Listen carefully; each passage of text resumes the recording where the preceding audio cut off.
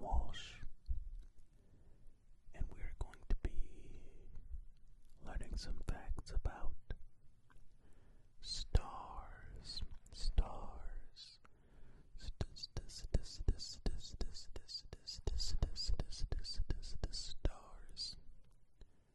Like the sun. So without further ado, let us do it. Fact number 1. Every star you see in the night sky is bigger and brighter than our sun. Of the 5,000 or so stars brighter than magnitude 6, only a handful of very faint stars are approximately the same size and brightness of our sun, and the rest are all bigger and brighter. Of the 500 or so that are brighter than 4th magnitude, which includes essentially every star visible to the unaided eye from an urban location, all are intrinsically bigger and brighter than our sun, many by a large percentage. Of the brightest 50 stars visible to the human eye from Earth, the least intrinsically bright is Alpha Centauri, which is still more than 1.5 times more luminous than our sun and cannot be easily seen from most of the northern hemisphere.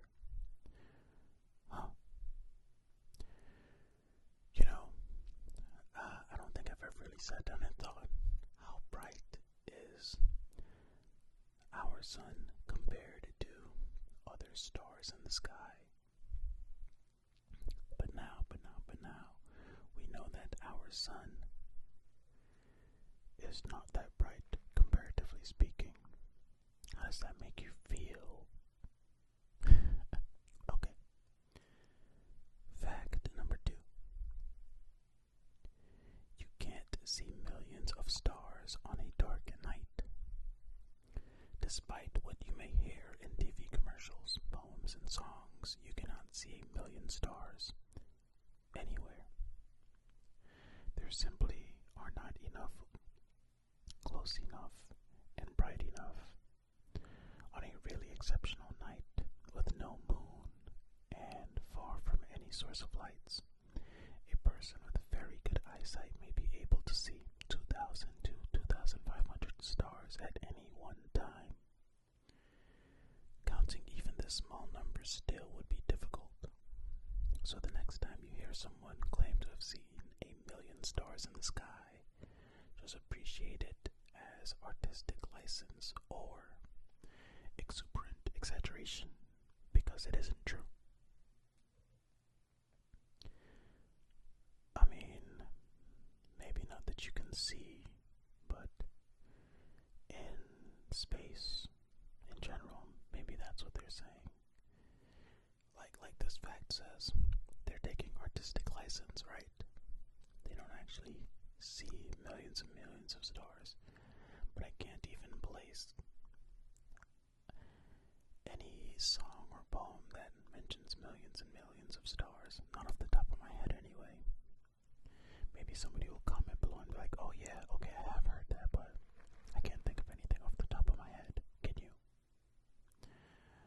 Let me know if you can. Okay, fact number 3. Red hot and cool ice blue. Not.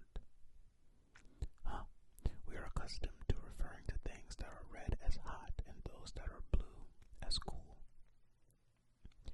This is not entirely unreasonable, since a red glowing fireplace poker is hot, and ice, especially in glaciers and polar regions, can have a bluish cast.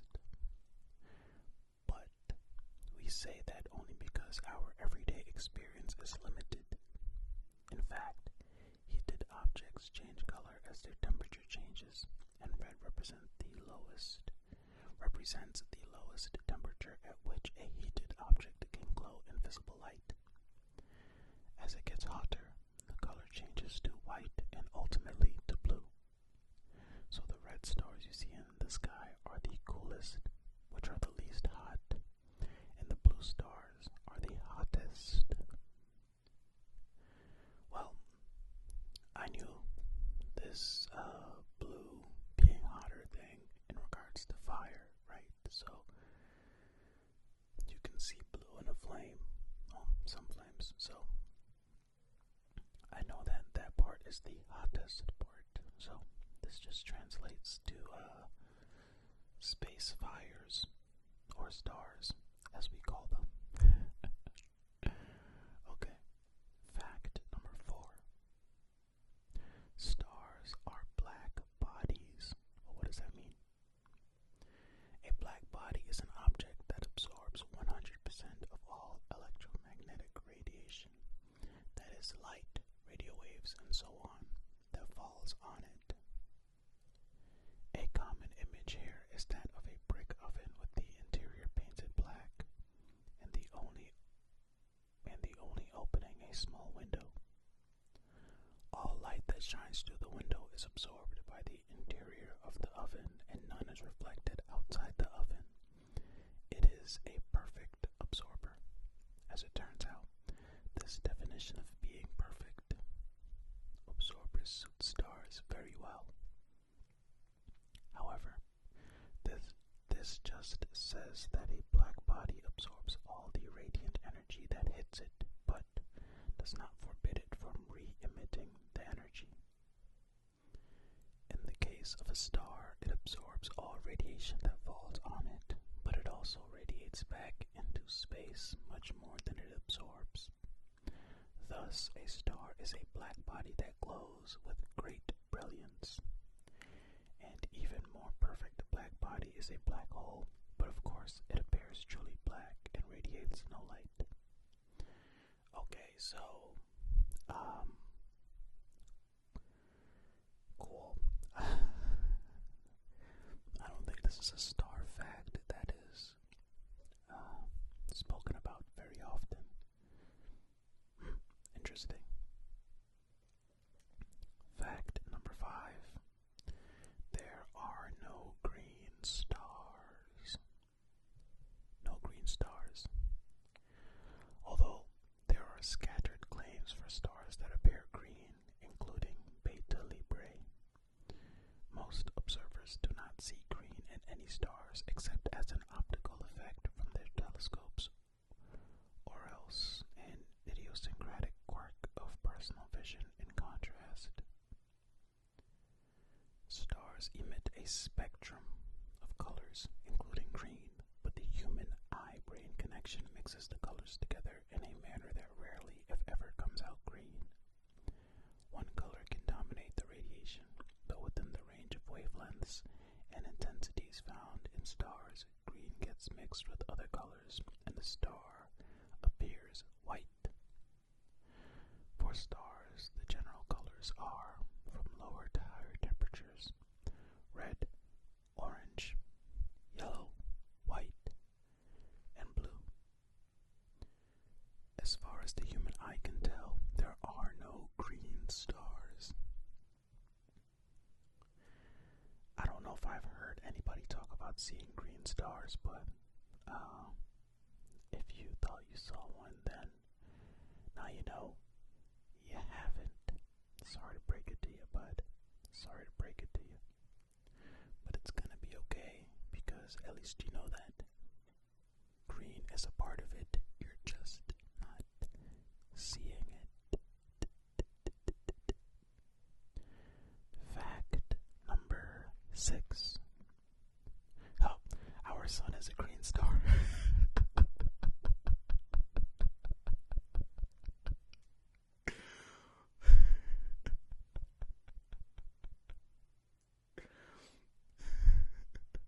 I mean, to be fair, in fact number 5 it says rarely, if ever, comes out green. Let's see what 6 is saying. Okay, fact number 6. Our sun is a green star. That being said, the sun is a, in quotation marks, green star, or more specifically, a green-blue star, whose peak wavelength lies clearly in the transition area on the spectrum between blue and green. This is not just an idle fact, but is important because the temperature of a star is related to the color of its most predominant wavelength of emission. In the sun's case, the the surface temperature is about 5,800 Kelvin, or 500 nanometers, a green-blue.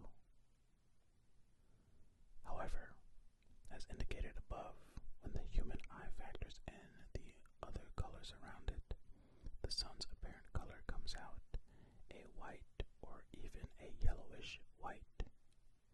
Okay, so according to the human eye, we still just see yellowish white or white.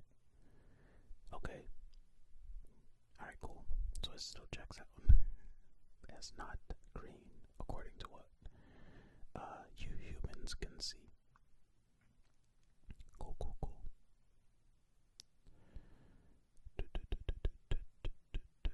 Fact number 7.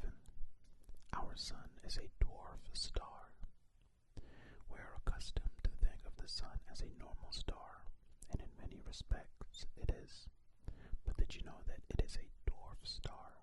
You may have heard of a white dwarf, but that is not a regular star at all, but the corpse of a dead star. Technically, as far as normal stars go, that is, astronomical objects that produce their own energy through sustained and stable hydrogen fusion, there are only dwarfs, giants, and supergiants. The giants and supergiants represent the terminal, which are old age, stages of stars, but the vast majority of stars, those in the long, mature stage of evolution, which is the main sequence, are called dwarfs. There's quite a bit of range in size here, but they are all much smaller than the giants and supergiants. So technically, the sun is a dwarf star, sometimes called a yellow dwarf, in contradiction to the entry above. Okay, so my first question is, if humans on Earth are naming these things, instead of calling it a dwarf, why not just call it, a small, or instead of giant and supergiant, why not just call it normal and big? I don't know. Any astronomers or anything here that can help me out? Well, there you have it. Our sun is a dwarf star. Fact number 8. Stars don't twinkle. Stars appear to twinkle, especially when they are near the horizon. One star, Sirius, twinkles, sparkles, and flashes so much sometimes that people actually report it as a UFO. But in fact, the twinkling is not a property of the stars, but of Earth's turbulent atmosphere. As the light from a star passes through the atmosphere, especially when the star appears near the horizon, it must pass through many layers of often rapidly differing density. This has the effect of deflecting the light slightly, as it were a ball in a pinball machine. The light eventually gets to our eyes, but every deflection causes it to change slightly in color and intensity. The result is twinkling above the Earth's atmosphere. Stars do not twinkle. Oh, I read that as one sentence. The result is twinkling, but above the Earth's atmosphere, stars do not twinkle. I'm struggling now. What's going on? Basically, stars don't twinkle, okay? Above the Earth's atmosphere. That's all you need to know. Okay, cool. You got it. Got it. Good. Fact number 9.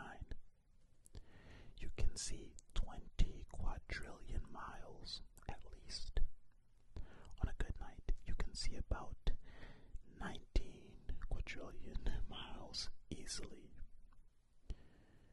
Oh my goodness. Okay, here's something. We're going to stop right here and talk about this. Because if you're watching the video, you can see that the sentence says you can see 19 and a bunch of zeros, then it says miles, and then it says easily. So if you know what that number is, right, you're going to say 19 quadrillion, but then the next sentence it says that's 19 quadrillion miles. Why would you put those back to back like that? I don't. Am I dumb? We're just gonna start fact 9 all over because I just went through that explanation. Okay. Fact number 9. You can see 20 quadrillion miles at least. On a good night, you can see about 19 quadrillion miles easily. That's 19 quadrillion miles.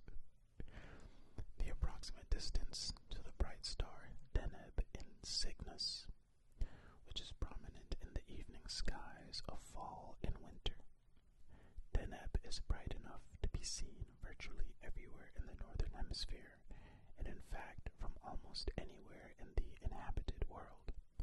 There is another star, Eta Carina, that is a little more than twice as far away, or about 44 quadrillion miles. But Eta Carina is faint and not well placed for observers in most of the northern hemisphere. Those are stars, but both the Andromeda Galaxy and the Triangulum Galaxy are also visible under certain conditions and are roughly 15 and 18 quintillion miles away. 1 quintillion is 10 to the 18th power. Wow. I just realized that the reason they put that's 19 quadrillion miles is because most people will not know how many zeros is equal to a quadrillion. That's fair. But, yeah. Stars are far, is what I gather from this fact. They are very far away. Alright. Fact number 10, and the last fact for this video. Black holes don't suck. Many writers frequently describe black holes as sucking in everything around them, and it is a common worry among the ill-informed that the so far hypothetical mini black holes that may be produced by the Large Hadron Collider would suck in everything around them in an ever-increasing vortex that would consume the Earth. Say it ain't so, Joe. Well, I am not a shoeless Joe Jackson, but it ain't so. In the case of the LHC, it isn't true for a number of reasons, but black holes in general do not suck. This is not just a semantic distinction, but one of process and consequences as well. The word suck via suction, as in the way vacuum cleaners work, is not how black holes attract matter. In a vacuum cleaner, the fan produces a partial vacuum, really just a slightly lower pressure, at the floor end of the vacuum, and regular air pressure outside, being greater, pushes the air into it, carrying along loose dirt and dust. In the case of black holes, there is no suction involved. Instead, matter is pulled into the black hole by a very strong gravitational attraction. In one way of visualizing it, it really is a bit like falling into a hole, but not like being hoovered into it. Gravity is a fundamental force of nature, and all matter has it. When something is pulled into a black hole, the process is more like being pulled into like a fish being reeled in by an angler, rather than being pushed along like a rafter, inexorably being dragged over a waterfall. What? Okay, the difference may seem trivial, but from a physical standpoint, it is fundamental. So, black holes don't suck, but they are very cool. Actually, they are cold. Very, very cold. But that's a story for another time. Time. And there you have it.